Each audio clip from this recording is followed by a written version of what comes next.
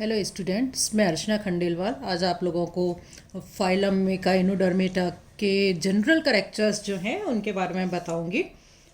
सबसे पहले हम समझेंगे इकाइनोडर्मेटा शब्द का अर्थ क्या है। इकाइनोडर्मेटा ग्रीक लैंग्वेज से लिया गया वर्ड है जो कि दो शब्दों से मिल करके बना है, इकाइनोस और डर्मा। इकाइनोस मीन्स हैजहॉग, कांटेदार, ठीक है, और derma means skin.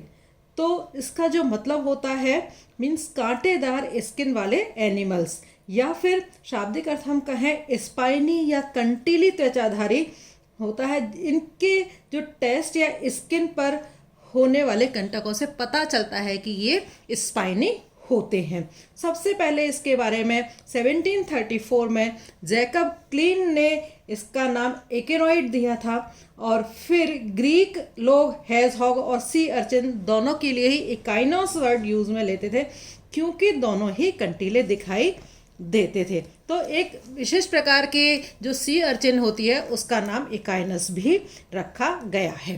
Now definition किस तरह से हमें, यदि हम कहें इकाइनोडर्म्स क्या होते हैं, तो इकाइनोडर्म्स जो हैं पूर्णतया समुद्रवासी होते हैं। अधिकतर जो है तली के अंदर रहते हैं, तलीवासी होते हैं। एंटेरोसीलोमेट जो है, इनकी सीलम जो है एंटेरोसीलोमेट टाइप होती है।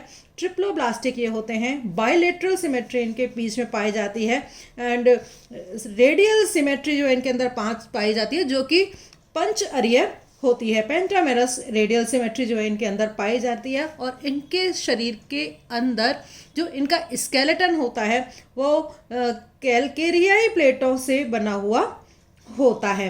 एंड जल संवहन तंत्र इसके अंदर पाया जा सकता है। असंख्य ट्यूब फीट्स या पादाव जो है इनके अंदर पाए जाते हैं, और एक्टोडर्मल नर्वस सिस्टम जो है वो इनके अंदर पाया जाता है।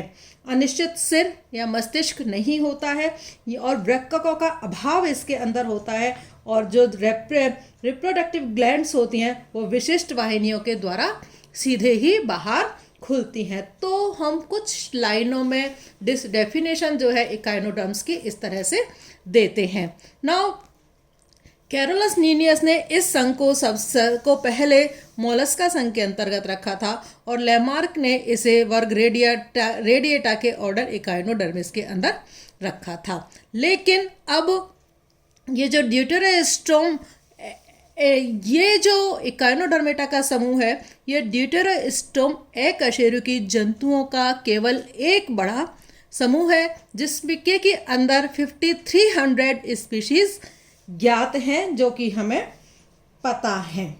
कि सबसे पहले इकाइनोडर्मेटा का जो नाम दिया है वो बेथर नाम के साइंटिस्ट ने 1900 में इसको इकाइनोडर्मेटा का नाम दिया था। नाउ क्या जनरल कैरेक्टर्स हैं इसके, तो सबसे पहली बात, ये सभी मेराइन वाटर एनिमल्स हैं जो कि तली के अंदर पाए जाते हैं, एंड इनकी जो सिमेट्री है पेंटामेरस सिमेट्री इनके अंदर पाई जाती है, और इनके लार्वा जो होते हैं बाइलेटरी सिमेट्री के होते हैं, इसलिए बाइलेटेरिया भी के अंतर्गत भी इनको रखा गया है। सीलोम इनकी एंटीरोसीलोम इनके अंदर पाई जाती है, एंड ड्यूटेरोस्टोमिया के ये सदस्य हैं, और इनके शरीर में विभिन्न प्रकार की आकृतियां हो सकती हैं, जैसे कि ये तारे के समान हो सकते हैं, सिलेंड्रिकल हो सकते हैं, फूलनुमा हो सकते हैं, हृदयाकार हो सकते हैं, बिंबाकार हो सकते हैं, और थोड़ा सा लंबाई लिए हुए भी ये हो सकते हैं। इनके जो देह भित्ति है, बॉडी वॉल है, वो उसके अंदर कैलकेरियस स्पाइन्स जो हैं इनके पाए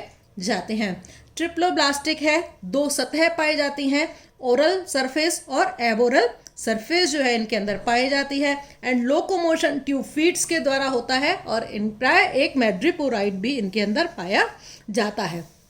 श्वसन के लिए अनेक रचनाएं इसके अंदर पाई जाती हैं, जैसे कि स्टार फिश में पेप्यूली पाई जाती है, एंड सी अर्चिन के अंदर पेरिस्टोमियल ग्लैंड्स गिल्स पाए जाते हैं। ब्रिटिल स्टार के अंदर जेनाइटल बर्सी जो पाई जाती है। होलोथीरियंस में क्लोएकल रेस्पिरेशन जो है इनके अंदर पाया जाता है। इनके शरीर में सिर का अभाव होता है, एंड शरीर की जो पेंटामेरस सिमेट्री होती है उसमें एम्बुलेकर और 5 एकांतरिक एंटी एम्बुलेकर रीजन्स जो हैं वो इसके अंदर पाए जाते हैं।